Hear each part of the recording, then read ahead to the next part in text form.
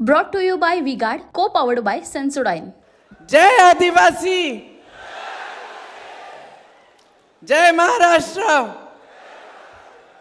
श्री रमेश चन्नीथाला जी, श्री नाना पटोले जी, श्री केसी पाटवी जी, श्री गोवाल पाटवी जी, श्री श्रीश नायक जी और मंच पर उपस्थित सभी नेतागण, सभी कांग्रेस के पदाधिकारीगण, मेरे प्यारे कांग्रेस के कार्यकर्ता भाई बहन, मेरी प्यारी बहनें, मेरे प्यारे भाई, इस सभा में आपका बहुत बहुत स्वागत।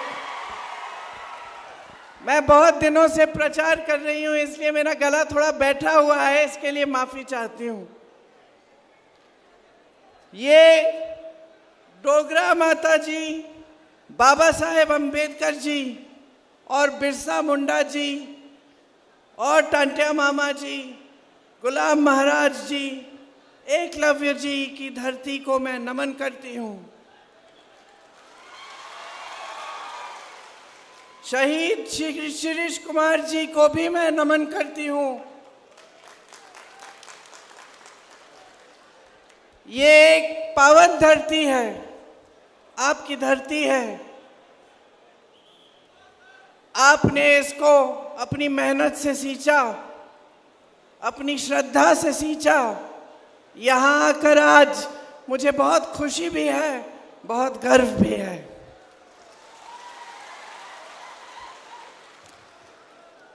मेरी दादी इंदिरा गांधी जी यहाँ आया करती थी। मुझे अभी चन्नीथाला जी बता रहे थे कि हमेशा जब जब चुनाव का प्रचार शुरू होता था, हमेशा यहीं से वो प्रचार को शुरू करती थी।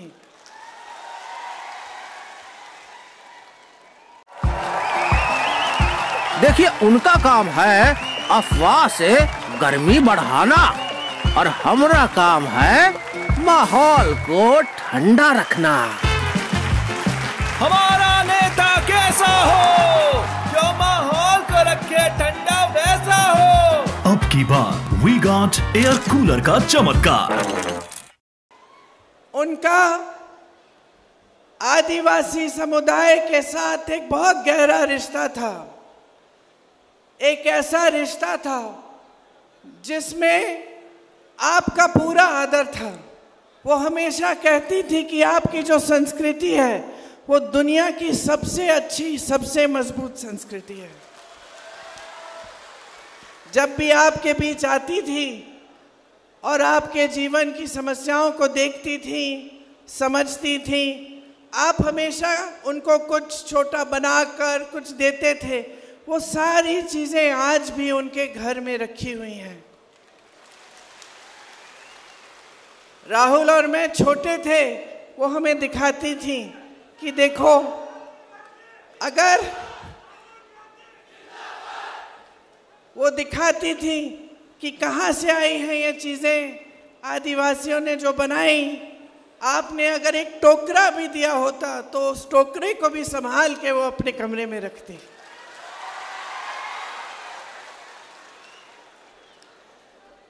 उनसे मेरी माता जी सोनिया जी ने भी आपका आदर करना, आपकी संस्कृति का आदर करना सीखा। इंदिरा जी ने आपको जल, जंगल और जमीन पर अधिकार दिया।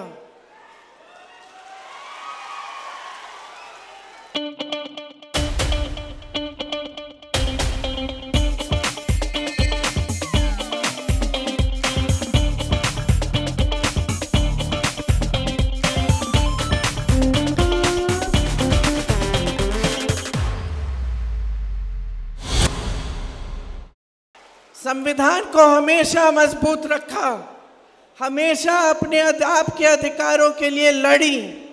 जहाँ जहाँ आपको ज़रूरत थी वहाँ वहाँ वो आपके बीच आई और आपके जो अधिकार हैं, आपकी जो समस्याएं हैं, उनको सुलझाने के लिए काम किया, आपके अधिकारों को मजबूत करने का काम किया। सोनिया जी, जैसे मैंने कहा, ने भी उनसे सीखा। कांग्रेस के समय में SC/ST सब प्लान बना। राजीव जी के समय में SC/ST अत्याचार निवारण कानून बना। जिससे अगर आप पर अत्याचार होता तो सख्त से सख्त कार्रवाई की जाती है। पेशा कानून भी कांग्रेस ने बनाया और मेरे पिताजी ने जो पंचायती राज का कानून लागू किया, इससे आपके अधिकार और भी मजबूत बने। बाद में सोनिया जी ने मनमोहन सिंह जी के साथ फॉरेस्ट राइट एक्ट बनाया, जिससे आपको जंगलों पर अपना पुराना अधिकार मिला। और यहीं से नंदुरबार से मनरेगा का कार्यक्रम शुरू हुआ, जिससे आपका रोजगार गांव में 100 दिन का रोजगार गारंटी होता था।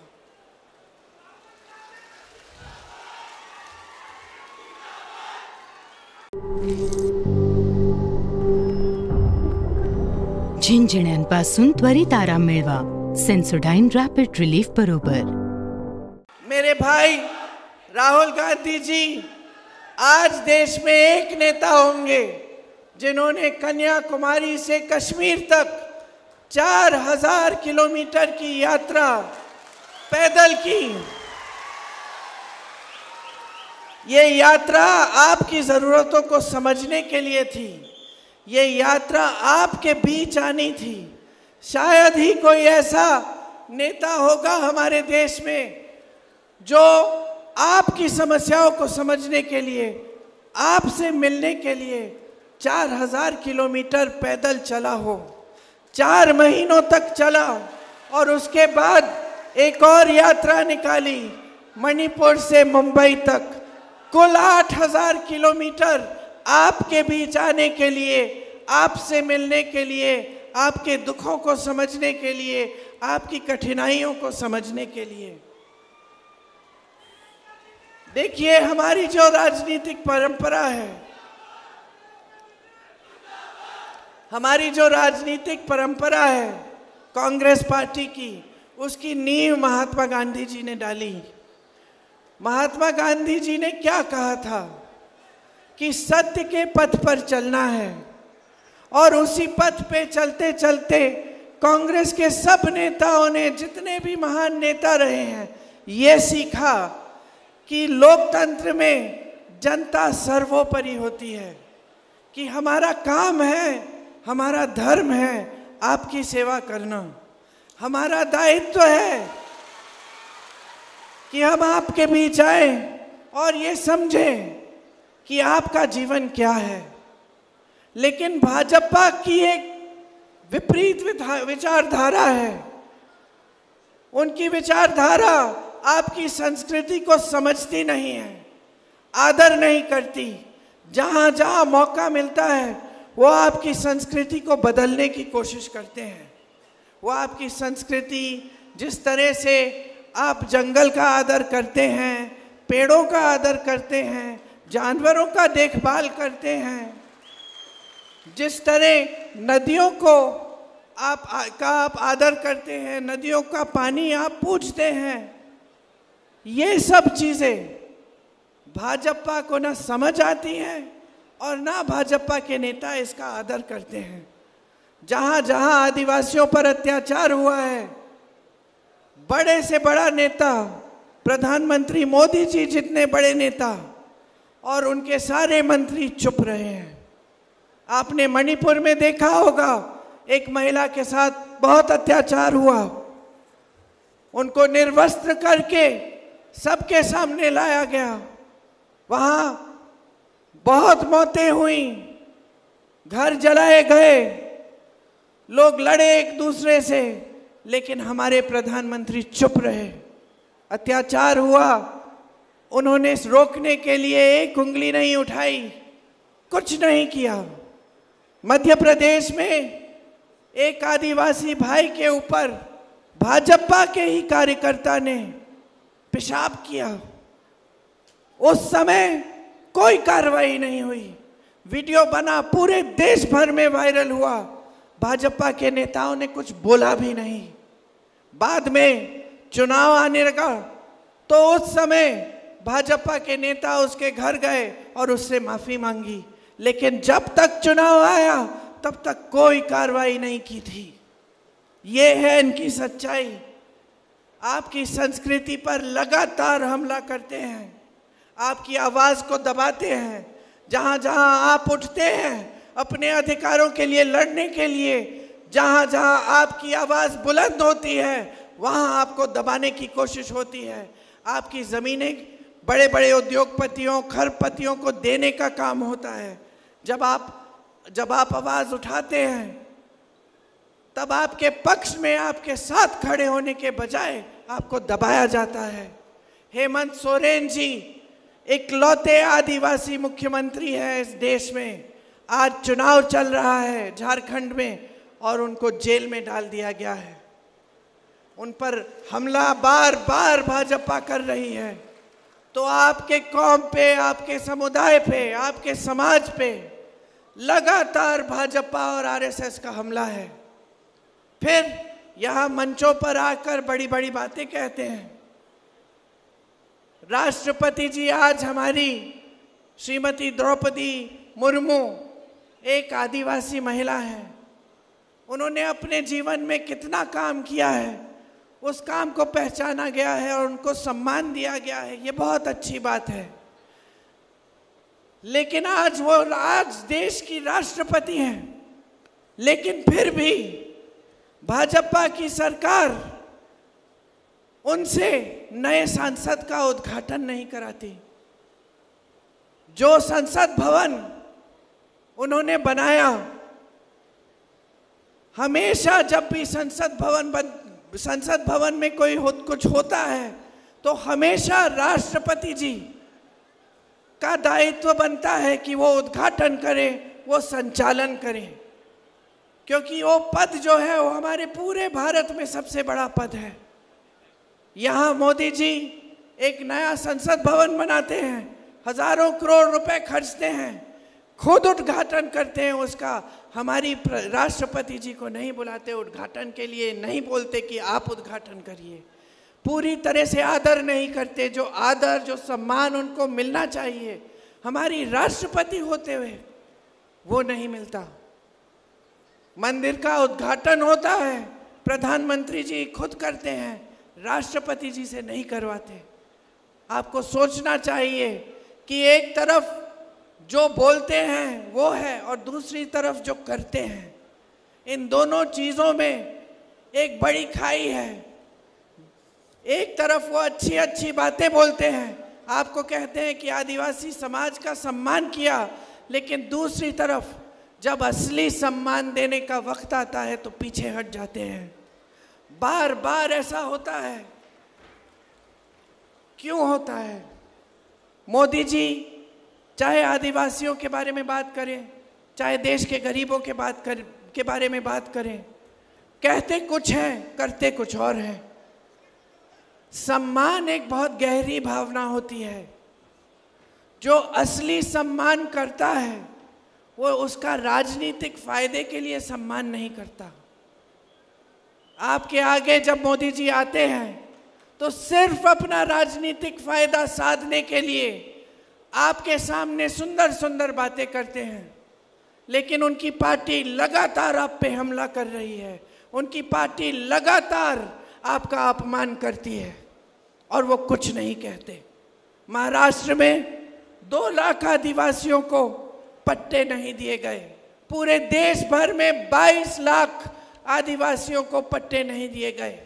ये क्या आदिवासियों का सम्मान है?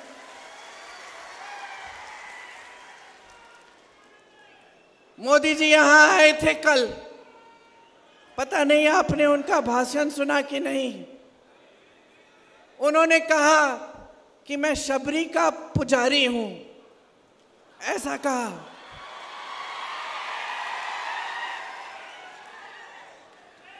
चलिए आप खुद ही हंस रहे हैं तो मैं क्या कहूं। कहा भगवान राम जिन्होंने शबरी को सम्मान दिया,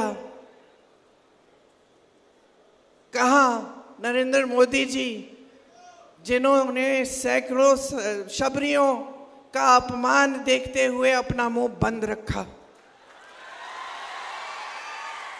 कहा मोदी जी कि हाथरस की एक बहन पे अत्याचार हुआ, उसको रात को जलाया गया, उसके माँ बाप को बुलाया भी नहीं गया उसके अंतिम संस्कारों के लिए, और मोदी जी चुप रहे।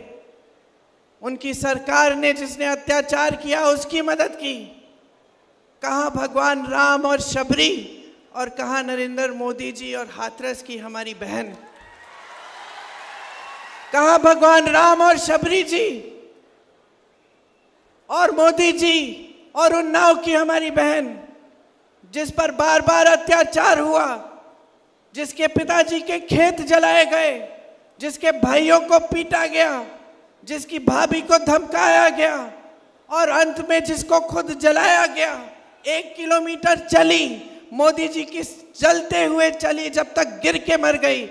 मोदी जी की सरकार ने एक उंगली नहीं उठाई उनको मदद करने के लिए, मोदी जी ने पलक नहीं झपकाई। कहाँ भगवान राम और शबरी और मोदी जी की खोखली बातें। हमारी ओलंपिक की खिलाड़ी मेडल जीत के आती हैं, मोदी जी उनको घर बुलाते हैं, उनको चाय पिलाते हैं, उनके साथ फोटो भी खिंचाते हैं। सारे अखबार लिखते हैं कि मोदी जी थे तो मुमकिन था हमारी खिलाड़ियां मेडल लेके आई। वही खिलाड़ी जब चीख चीख के न्याय मांगती है, जब सड़क पर बैठते हुए रोते हुए कहती है मोदी जी मेरी मदद करो, मेरा अत्याचार हुआ है, तो मोदी जी अपने घर से नहीं निकलते। मोदी जी एक लफ्ज नहीं कहते, चुप रहते हैं। कहाँ भगवान राम और शबरी, और कहाँ मोदी जी और ये सारी महिलाएं जिनका अत्याचार इनकी आंखों के सामने हुआ, और इनकी सरकार ने अत्याचारियों की मदद की, उनकी रक्षा की। कहाँ मोदी जी जो उन्हीं अत्याचारियों के बेटों को टिकट दिए इस चुनाव में, वो सब चुनाव लड़ रहे हैं और वो महिलाएं आज तक रो रही हैं। मोदी जी की बातें खोखली हैं, मोदी जी का सम्मान खोखला है, सिर्फ बोलने की बातें हैं, सिर्फ वोट लेने के लिए बातें हैं, कोई वजन नहीं है उनकी बातों में। कहते हैं मैं अकेला लड़ रहा हूं, मैं अकेला लड़ रहा हूं भ्रष्टाचार के खिलाफ। आप और अकेले कैसे? सारी सत्ता आपके पास है, सारे साधन आपके पास हैं। आप ही के लोग कहते हैं कि दुनिया के सबसे बड़े नेता हैं आप, दुनिया के सारे प्रधानमंत्री, दुनिया के सारे राष्ट्रपति आपके साथ हैं और आप अकेले लड़ रहे हैं। मंच पे आते हैं चुनाव के समय, रोने लगते हैं बच्चे की तरह, कहते हैं कि मुझे गाली दी, कहते हैं कि मुझे गाली दी। अरे हिम्मत करिए मोदी जी, सार्वजनिक जीवन है, हिम्मत करिए, इंदिरा जी से सीखिए, उस दुर्गा रूपी महिला से सीखिए जिसने पाकिस्तान के 2 टुकड़े कर दिए। कितनी हिम्मत थी, उनसे सीखिए, देखिए क्या होती है हिम्मत, क्या होती है दृढ़ता, क्या होती है वीरता। लेकिन आप उनसे नहीं सीख सकते क्योंकि आप उन जैसे शहीद महान महिला को आप देशद्रोही कहते हैं। तो क्या सीखेंगे आप उनसे? जनता के सामने आते हैं, प्रधानमंत्री पद है, पद की गरिमा है, पद का एक स्तर है।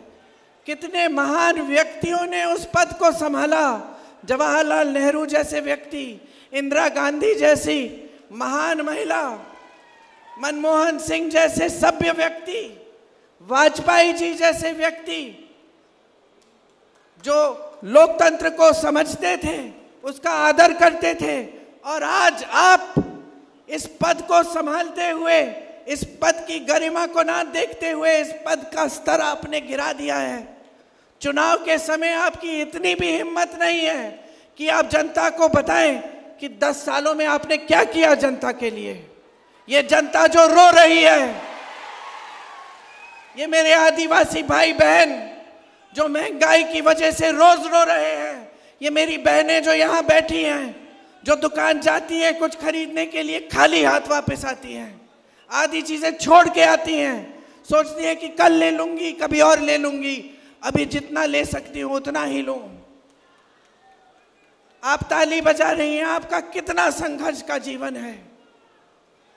मोदी जी समझ पाते हैं इसको, वो जानते हैं कि आप मजदूरी भी करो तो मजदूरी करने के बाद घर आती हो, घर पूरा संभालती हो, खाना बनाने का काम, सफाई का काम, बच्चों की परवरिश का काम, और ये सारी चीजें दिल में ये घबराहट लेके करती हो कि आगे क्या होगा, अगर बच्चा बीमार पड़ जाएगा इलाज कैसे कराऊंगी, घर में मरम्मत करनी है तो पैसे नहीं है, चाहे जितनी भी मेहनत कर रही हूं, चाहे मेरा पति, मेरे बच्चे जितनी भी मेहनत कर रहे हो, पूरी नहीं हो रही है मेहनत, कमाई काफी नहीं है, इलाज के लिए काफी नहीं है, बच्चों के शिक्षा के लिए काफी नहीं है, कुछ सामान खरीदना है, कोई त्योहार है उसके लिए काफी नहीं है, बच्चों की वर्दी खरीदनी है, बच्चों की फीस भरनी है, काफी नहीं है, शिक्षा करानी पड़ती है।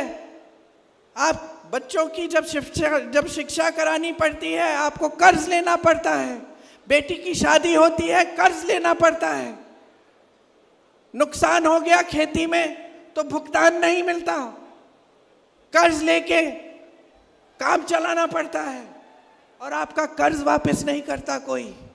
क्या समझ सकते हैं इस बात को मोदी जी, जो आकर आपके सामने अपनी मुसीबतें गिनाते हैं, जो आकर आपके सामने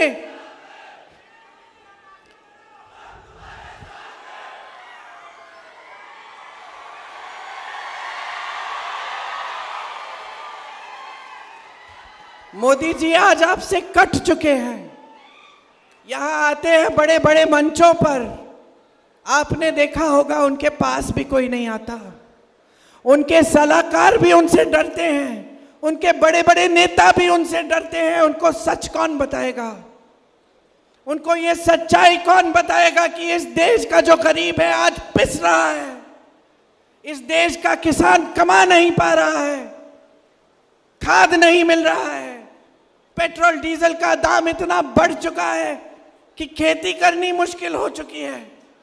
कौन बताएगा इनको? आपके बीच तो आते नहीं हैं। इंदिरा जी की फोटो निकालिए, आपके घरों में आई है। मैं सोनभद्र में जब भाजपा की सरकार के देखते देखते आदिवासियों का नरसंहार हुआ तो मैं गई, सोनभद्र में यूपी में जगह है, मैं उस गांव में गई उन परिवारों से मिलने के लिए, और मुझे पता है क्या पता चला, मुझे ये पता चला कि मेरे से पहले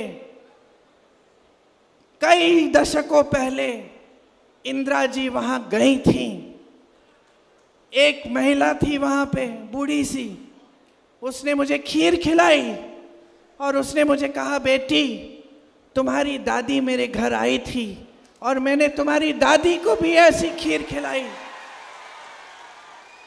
ये है हमारी परंपरा, इस देश की लोकतांत्रिक परंपरा कि बड़ी सी बड़ी प्रधानमंत्री आपके घर झुक के आई, आपका आदर करते हुए आई, आपके घरों में आपकी समस्याओं को सुनने के लिए आई। और ये प्रधानमंत्री नरेंद्र मोदी 10 सालों से प्रधानमंत्री रहे हैं।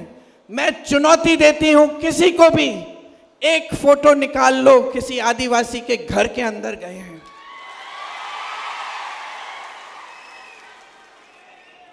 एक बार आपके पास नहीं आए।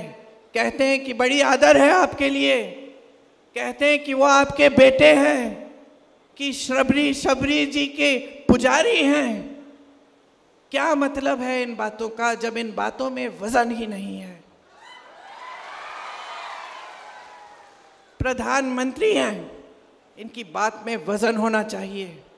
अगर मंच पे खड़े होकर इन्होंने आपको कहा था कि सारा काला धन वापस लाएंगे, आपके खातों में 15 लाख रुपए डालेंगे, तो आना चाहिए था। अगर आपको कहा था कि 2 करोड़ रोजगार बना के देंगे, तो वो बनाने चाहिए थे। अगर आपको कहा था कि आपकी अधिकारों की रक्षा करेंगे, तो आज उनका एक एक नेता संविधान को बदलने की बात क्यों कर रहा है? किसने हिम्मत दी? किसने इजाजत दी? मोदी जी ने दी। मोदी जी उन लोगों के साथ गाड़ी में बैठ के रोड शो करते हैं, भाषण देते हैं मंचों पे, और फिर कहते हैं कि संविधान को बदलेंगे नहीं। किसने इजाजत दी उनके हर प्रत्याशी को इस बात को कहने के लिए? हर बार उन्होंने यही करके दिखाया है। उन्होंने इस देश में एक ऐसी राजनीति स्थापित की है जो सिर्फ और सिर्फ सत्ता के लिए चलती है। ये पहली बार इस देश में हुआ है। इस देश की राजनीति सेवा पर आधारित रही है। इस देश की राजनीति का एक एक महापुरुष इस देश के लिए जान देने के लिए तैयार हुआ है। लेकिन आज आपका कोई आदर नहीं है। आप एक सरकार चुनते हैं, वोट देकर सरकार बनाते हैं। महाराष्ट्र में आपने अपनी सरकार बनाई, क्या किया मोदी जी ने? आदर किया कि जनता ने बोला है हमें भाजपा की सरकार नहीं चाहिए, हमें अपनी सरकार चाहिए जो हमारे लिए काम करे। क्या आदर किया? आदर नहीं किया। पैसे खिला खिला कर, केस डाल डाल कर, दबाव डाल डाल कर विधायकों को खरीदा और अपनी सरकार घूस देकर खुलेआम सबकी आंखों के सामने अपनी सरकार बना दी, लोकतंत्र के विपरीत। ये कैसे प्रधानमंत्री हैं? और ये देश की मीडिया क्या कहती है? वाह वाह, मोदी जी हैं तो मुमकिन है। वाह वाह, ये तो सिर्फ मोदी जी कर सकते हैं। हाँ, मुझे खुशी है कि सिर्फ मोदी जी करें ऐसी चीजें, क्योंकि हम ऐसा कभी नहीं करेंगे।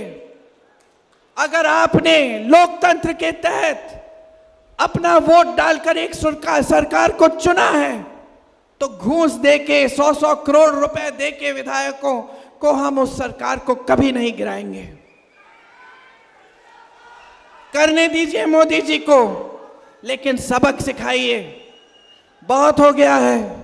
इस देश की सारी संपत्ति इन्होंने अपने बड़े बड़े खरबपति मित्रों को दे दी।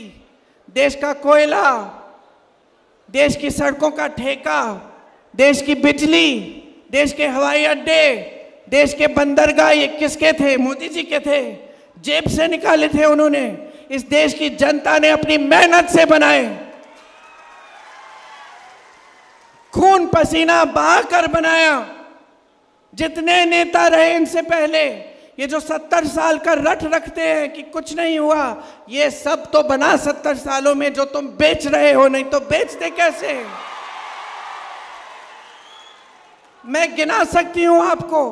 IIT, IIM, ISRO, DRDO, Bhakra Nangal dam, आप नाम लीजिए, कांग्रेस ने बनाया। आप नाम लीजिए, आपकी मेहनत से बना। और सारा एक के बाद एक, एक के बाद एक, एक के बाद एक ये अपने खरबपति मित्रों को दे रहे हैं। मैंने आपसे बोला कि मैं जानती हूं कि जब आपको बेटी की शादी करानी है या बच्चों की शिक्षा करनी है, आप कर्ज लेते हो और आपका कर्ज माफ नहीं होता। आपको मालूम है कि इनके राज में बड़े बड़े खरबपतियों के 16 लाख करोड़ रुपए माफ हुए हैं। 16 लाख करोड़ रुपए उनके जो पहले से ही खरबपति हैं।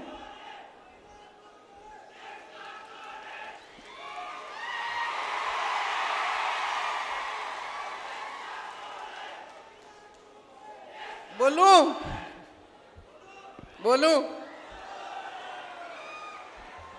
कर्ज माफ हो रहे हैं बड़े बड़े खरबपतियों के। मैं जब यूपी में काम कर रही थी, वहां किसानों का गन्ना का भुगतान 15,000 करोड़ रुपए थे। मैं हर मंच पे चीख रही थी, चिल्ला रही थी कि मोदी जी, योगी जी, इनका भुगतान करो। गन्ना किसान का पैसा है, उसको लौटाओ। मालूम है मोदी जी ने क्या किया? क्या किया?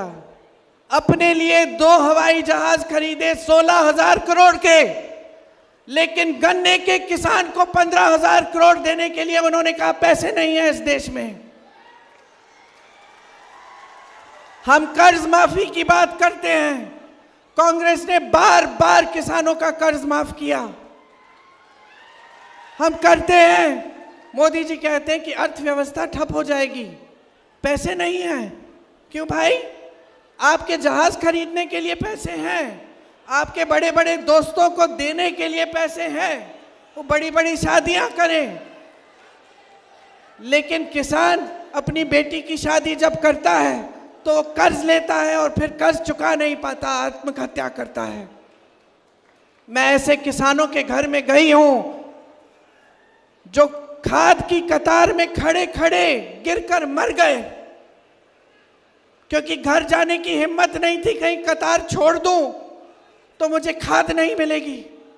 मैं ऐसे किसानों के परिवारों से मिली हूं जिन्होंने 50,000 रुपए के लिए 1 लाख रुपए के कर्ज के लिए आत्महत्या कर डाली। बच्चियां रो रही हैं, आगे सब कुछ अंधकार में है और इस सरकार ने कुछ नहीं किया। ये मोदी जी गरीबों के मसीहा, कुछ नहीं किया इन्होंने, ये तो खरबपतियों के मसीहा हैं। इस देश में कभी ऐसे प्रधानमंत्री नहीं हुए, कभी, मैं दावे के साथ कह सकती हूं, जो एक भी दिन आपके घरों में नहीं आए, आपके गांव में नहीं आए, आपकी खेती में नहीं आए। इनको बहुत हिम्मत दे दी है आपने, बहुत समर्थन दे दिया है। अब सच्चाई भी देख लो इनकी। ये जो टीवी पे आपको दिखता है ये सच्चाई नहीं है, ये सारे टीवी के चैनल बड़े बड़े खरबपतियों की है, 60 गांठ है इनकी। इलेक्टोरल बॉन्ड स्कीम लाए मोदी जी, कहते हैं कि भ्रष्टाचार के खिलाफ लड़ रहे हैं। ऐसी स्कीम तो कोई नहीं लाया था कि जो भी चंदा देगा उसका नाम गुप्त होगा। ये स्कीम लाए मोदी जी। फिर न्यायपालिका में कहा गया कि ये सूची जारी करो, सब जनता को जानना चाहिए किसने किसको चंदा दिया। अचानक मोदी जी बदल गए, खुद स्कीम बनाई, अब कहने लगे कि मैंने इसको पारदर्शी कर दिया सूची को, जबकि सूची पारदर्शी तब हुई जब न्यायपालिका ने कहा कि करो। क्या पता चला किस किसने चंदा दिया? आपको कोविड की वैक्सीन लगी थी, किस किस को लगी? हाथ उठाओ। मुझे भी लगी, आपको नहीं लगी? अच्छा, हमको तो लगी 2-2। कोविड की वैक्सीन पूरे देश के लिए एक कंपनी ने बनाई, उस कंपनी से भी चंदा लिया मोदी जी ने 52 करोड़। गुजरात में पुल गिरा, लोग बह गए, सैकड़ों लोग पानी में बह गए, मोदी जी ने उस पुल बनाने वाले से चंदा लिया। मोदी जी ने उन लोगों से चंदा लिया जिन पे छापा मारा था, चंदा लिया छापा बंद। उन लोगों से चंदा लिया जिनके ऊपर केस डाले थे, चंदा लिया केस ठंडे बस्ते में। चंदा है कि वसूली? चंदा है कि हफ्ता? ये प्रधानमंत्री हैं क्या जिन्होंने पद का स्तर इतना गिरा दिया? तो अब समय आ गया है, देश की सच्चाई आपके सामने है। भाजपा के प्रधानमंत्री, उनकी सरकार की सच्चाई आपके सामने है। 10 साल हो गए, आपके जीवन में तरक्की नहीं आई, कोई सुनहरा सपना साकार नहीं हुआ, किसी को रोजगार नहीं मिला। गैस का सिलेंडर 400 का होता था, 200 का होता था, ये लोग सड़क पे आ जाते थे। आज 1200 का है और सब छुप रहे हैं, मुंह छुपा रहे हैं अपना। मंच पे आते हैं तो फिजूल की बातें करते हैं, इधर उधर की।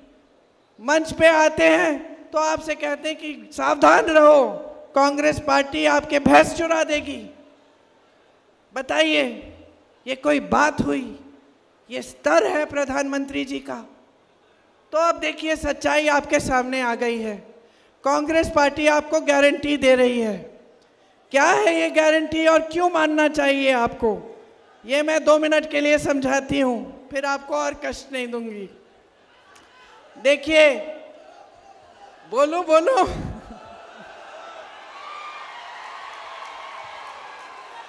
मैं तब तक इस चुनाव में मैं तब तक बोलूंगी जब तक मेरी आवाज बंद नहीं हो जाए, खत्म नहीं हो जाए। इस चुनाव में मैं तब तक बोलूंगी जब तक आपने इनको खदेड़ नहीं दिया अपने सरकार से। जब तक मेरा गला बैठ जाएगा तब तक बकबक करती रहूंगी। देखिए बहने, आपका जीवन बहुत मुश्किलों से भरा है। कांग्रेस पार्टी जो गारंटी दे रही है उसका प्रमाण ये है कि जहां जहां हमारी प्रदेश की सरकारें हैं वहां हम करके दिखा रहे हैं। आप कर्नाटका में पूछो, तेलंगाना में पूछो, आप छत्तीसगढ़ में जब हमारी सरकार थी वहां पूछिए, राजस्थान में पूछिए जहां हमारी सरकार थी कांग्रेस ने क्या किया। राजस्थान में बताएंगे कि 25 लाख का स्वास्थ्य बीमा दिया था जिससे आपके हार्ट ऑपरेशन तक मुफ्त में होते थे। 25 लाख तक सारे इलाज गरीबों के लिए मुफ्त में होते थे। ये हमने किया, करके दिखाया, और हम पूरे देश में ये लागू करना चाहते हैं कि अगर कोई भी बीमार पड़े उसका इलाज 25 लाख तक मुफ्त होगा। ये हमारी गारंटी है। हमारी गारंटी है कि हर गरीब परिवार की सबसे बड़ी महिला को उसके खाते में हम सालाना 1 लाख रुपए डालेंगे। हमारी गारंटी है कि जो नौजवान स्नातक पास है उसको हम पहली नौकरी पक्की दिलवाएंगे जिसमें उसको सालाना कम से कम 1 लाख रुपए मिलेंगे। हमारी गारंटी है कि जो 30 लाख पद मोदी जी की सरकार ने खाली छोड़े उनको हम भरेंगे, कि नौकरियों के लिए आवेदन शुल्क खत्म होगा। हमारी गारंटी है कि मेरे किसान भाइयों को न्यूनतम समर्थन मूल्य कानून के तहत मिलेगा। कानून बनाएंगे कि ये आपका कानूनी अधिकार बन जाएगा। आपको आज आपके कर्ज माफ नहीं होते, इसके लिए एक स्थायी आयोग बनाएंगे ताकि जब जब आप कर्ज के संकट में हैं आप उस आयोग से मदद ले पाएंगे। खेती के हर सामान से हम जीएसटी को हटाएंगे, खत्म करेंगे। देश भर में श्रमिकों के लिए न्यूनतम मजदूरी हम 400 रुपए की करवाएंगे, ये कानून बनाएंगे। अगर इससे कम आपको किसी ने मजदूरी देने की कोशिश की तो वो कानून का उल्लंघन कर रहा होगा, उस पर कार्रवाई होगी। शहरों में जैसे मनरेगा गांव में है उसी तरह से हम शहरों में 100 दिन का रोजगार आपको गारंटी देंगे मनरेगा की तरह। SC/ST सब प्लान को हम लागू करेंगे। आपके लिए, आदिवासियों के लिए एक विशेष बजट लाएंगे। भूमिहीनों को हम जमीन दिलवाएंगे। वन अधिकार कानून वाले पट्टों को का 1 साल में हम फैसला कराएंगे जहां जहां फैसला नहीं हुआ है। जहां आदिवासी संख्या ज्यादा है उन सारे क्षेत्रों को हम अनुसूचित क्षेत्र घोषित करेंगे ताकि आपको सारी सुविधाएं मिल पाएं। भूमि अधिग्रहण कानून को जिसमें संशोधन किया है भाजपा की सरकारों ने, वो संशोधन हम हटवाएंगे और फिर से सही कानून लागू करेंगे। देखिए, आप तय करिए आपको इस देश में कैसे नेता चाहिए। आपको ऐसे नेता चाहिए जो 4000 किलोमीटर चलने का कष्ट करे कि आपके पास आकर आपकी समस्याओं को समझे, या आपको ऐसे नेता चाहिए जिनके कुर्ते पे एक धूल का दाग नहीं दिखता, जो आपके बीच आने से कतराते हैं, डरते हैं। कैसे नेता चाहिए जो आपके आंसू पोंछे या यहाँ स्टेज पे आके नकली आंसू, मगरमच्छी आंसू दिखाए आपको। कैसे नेता चाहिए? कैसे नेता चाहिए जो आपकी मुसीबतों को समझे या जो आपके सामने आकर अपनी मुसीबतें गिनाए? आपको कैसा नेता चाहिए? जो हिम्मत वाला हो, खुल के बोले, निडर हो, चाहे कोई दबाने की कोशिश करे, चाहे कोई संसद से निकाले, चाहे कोई केस डाले, फिर भी सच्चाई बोले आपको, या ऐसा नेता जो झूठ पे झूठ बोले आपसे? कैसा नेता चाहिए? कैसी राजनीति चाहिए? असूलों की राजनीति, एक समर्पण और सेवा की राजनीति कि सत्ता की राजनीति जो सिर्फ सत्ता चाहती है, सिर्फ शोहरत चाहती है, सिर्फ शान और सम्मान अपना चाहती है, लेकिन जनता का सम्मान नहीं करती? आप तय करिए। चुनाव दो दिन में है। कब है? 11 को, 13 को चुनाव है। आज 11 तारीख है। 2 दिन में चुनाव है। 2 दिन में तय करने जा रहे हो कि इस देश का भविष्य क्या होगा, इस देश का संविधान बचेगा, इस देश का लोकतंत्र बचेगा, आपके अधिकार बचेंगे, आपकी नई पीढ़ी के अधिकार मजबूत होंगे का भविष्य मजबूत होगा कि नहीं, तय करने जा रहे हो। अपना विवेक का इस्तेमाल, अपने विवेक का इस्तेमाल करो।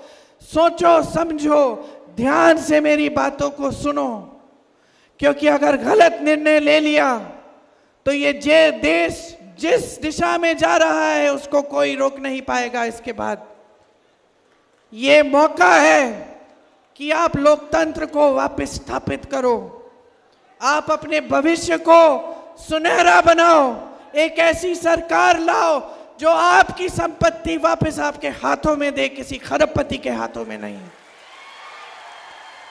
आपने बहुत ध्यान से मेरी बातें सुनी, अभी तक मेरी आवाज गई नहीं है, लेकिन आगे 2 मीटिंग और है मेरी, इसलिए मैं आपसे क्षमा चाहती हूं।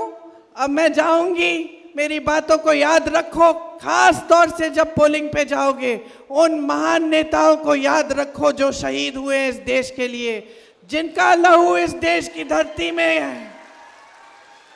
अपने नेताओं को याद रखो, ये स्वतंत्रता सेनानियों की भूमि है, शहीदों की भूमि है। इस धरती को नमन करते हुए, अपने शहीदों को याद करते हुए अपना वोट कांग्रेस पार्टी को दो, ताकि हम आपके लिए एक सच्ची सरकार बना के दिखा पाए। आप सबको बहुत बहुत धन्यवाद। जय Hind. Brought to you by V-Guard, co-powered by Sensodyne.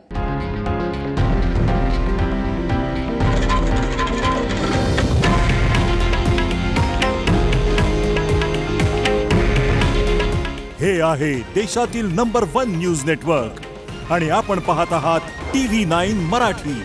काळजी तुमची, हित महाराष्ट्राचं।